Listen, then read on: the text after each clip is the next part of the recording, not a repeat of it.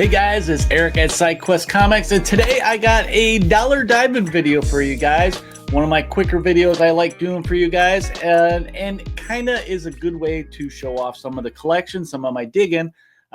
Is if you guys are, no strangers to the channel, you guys know I love digging in dollar bins to the point that a lot of times when I go to the stores, if they have dollar bins, I'll get them, and what I do is I bring them home and I put them in boxes, and I brought up the dollar box to do this. So I recently found some boxes that I do that. I bring them home and I put them, in short boxes.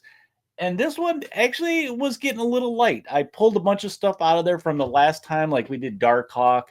I can't remember what else we did where I had a whole bunch in there. So I pulled them out to make some room, and I needed to refill it a bit. So with those short boxes that I found, I actually restocked it a little bit, got some different stuff. I actually put stuff away. Let's admit it. I put some stuff away. And yeah, I wanted to do this again. It's been a while since I've done it. And I know some of you guys really like seeing some of the stuff that I find in the dollar bins. And I like doing it mainly because it kind of shows off that you can find some really cool, interesting reads in there, whether it's Marvel, DC, Independence, for $1. I mean, what kind of risk are you taking for $1?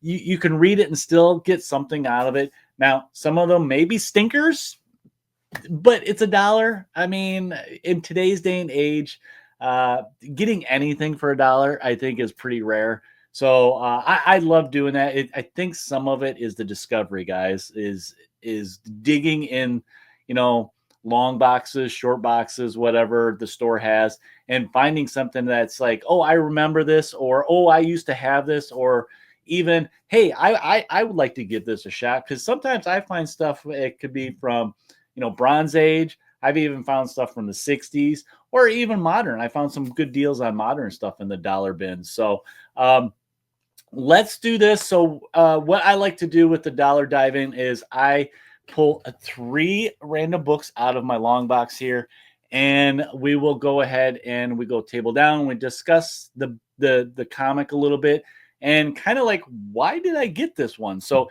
let me go back here. I'm going to take my mic with me so you guys can still hear me, and I'm going to pull out some comics here. So, oh my God, this is really tight, guys, but I'm going to pull this one out.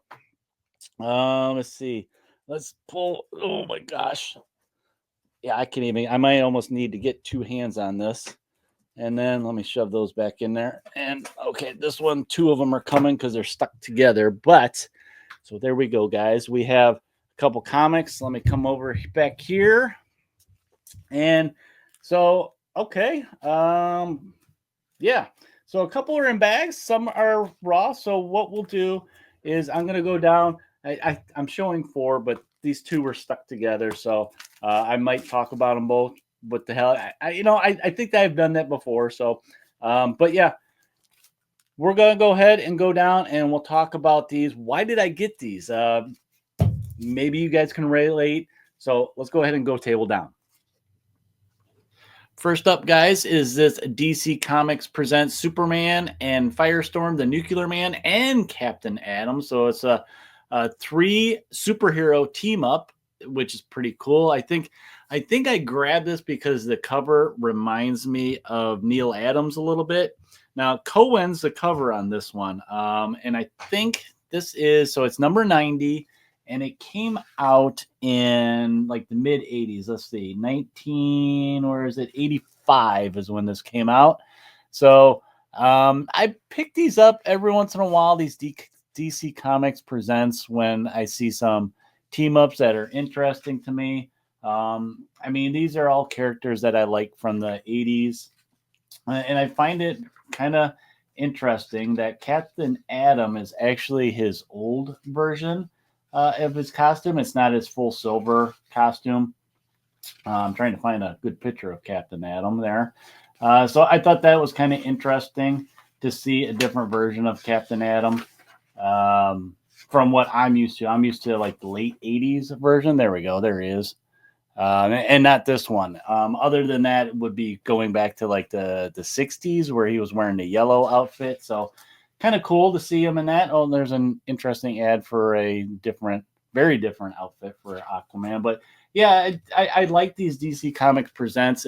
They're kind of basically one shots, but they're a lot of fun to read and then move on. You know, you don't have to invest too much. So yeah, when I see these for $1, I pick them up, and this one's in really good shape. So, but that's that one. Next up is a Marvel one. This is Astonishing Tales featuring It, and it's number 22. And if I remember right, this came out about the mid 70s. It says 1973.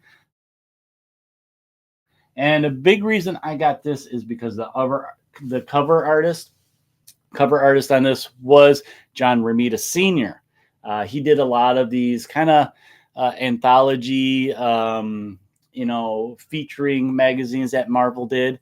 And also looking into it, I think Gil Kane did some of the artwork on these, which is very different from Marvel. So if you want some very cool covers by some legendary artists, look at Astonishing Tales, some of the other ones that Marvel does. And a lot of these, they just featured a certain character for a couple issues for, like a story arc. Sometimes they were just one shots like that DC Comics Presents. Kazar was featured in this. I think Deathlock was featured in this. So pretty cool to find them. Usually you can find them for, fairly good price if you just want some interesting stories. The artwork, it's mid 70s, so it's classic, Bronze Age, and a lot of fun. Look at that splash page. This one with they're featuring some of the different monsters. So I'll pick these up when I see them for fairly cheap prices. Man, there's a lot of ads in here. There we go. There's some more pictures to show off to you guys. Very cool. For $1, I'll pick it up. Oh, look at that. And there's the Marvel stamp still in there. So that was that one. And then the last one I grabbed is this one, Creatures on the Loose, featuring Thongor. This is number 28. And this also came out at about the mid 70s. This one I actually remember. I think it was like 74.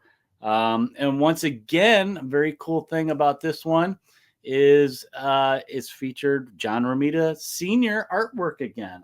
He did, he was a workhorse in the 70s for Marvel.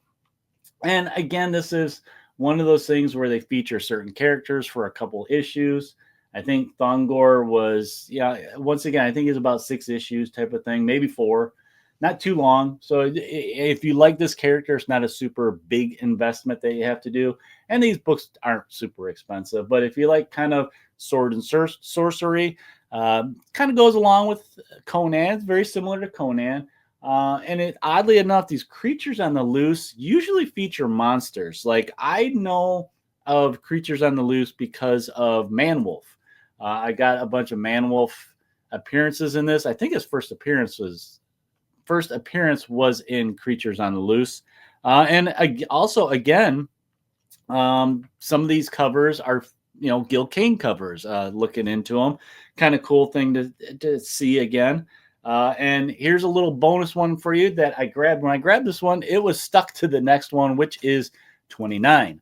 So some more cool art where Thongor is fighting some Day of the Dragon Kings. And it says, is this his final battle? Oh, only we can tell if we read. But I thought it was kind of funny on this one too. It says the great tradition of Conan. So they're really taking off of Conan. Warrior of the Lost Land against the hordes of hell. So yeah, very sword and sorcery type things. We got mutants here, mutant lizard men. He's saving the damsel. So very cool. Another one that's just fun to read, and you can enjoy the artwork. So since I showed you a little bit of the other ones, how about we pop one of these open and we look at some of the artwork of Thongor. Okay, so let's see him battle some lizard men here. Now, this artwork is pretty cool looking, you guys. Look at that big dragon.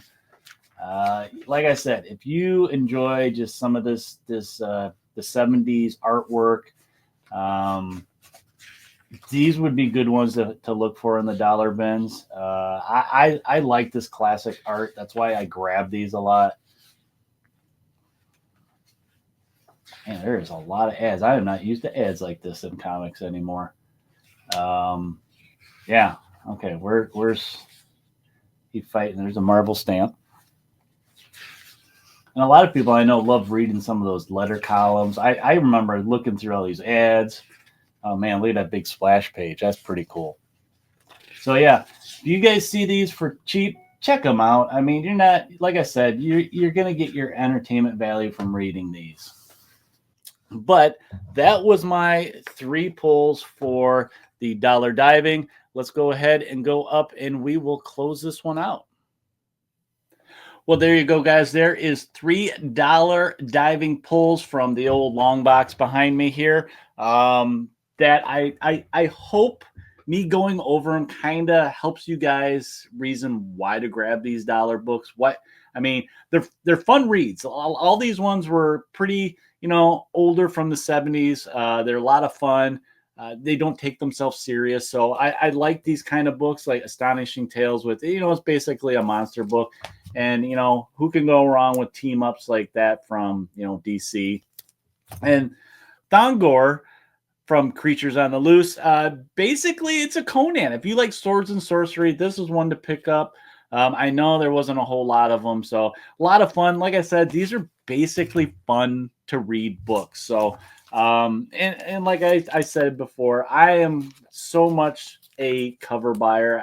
If I see cool art, I'm gonna buy it. I'm a sucker for that, and I get a lot of enjoyment just out of that and studying the artwork. So something I think I've been kind of noodling with an idea instead of like so much because I'm jumping around a lot in the long box back here. I kind of have it in a little bit of order. What I kind of would like to do maybe in the next one is just all pull from the front or all from the middle, which is, where I have, most of the certain types of, whether it's Marvel, DC, or like most of my independent stuff is in the front. So I kind of would like to do something where let's do a dollar diving and it's all themed for independence.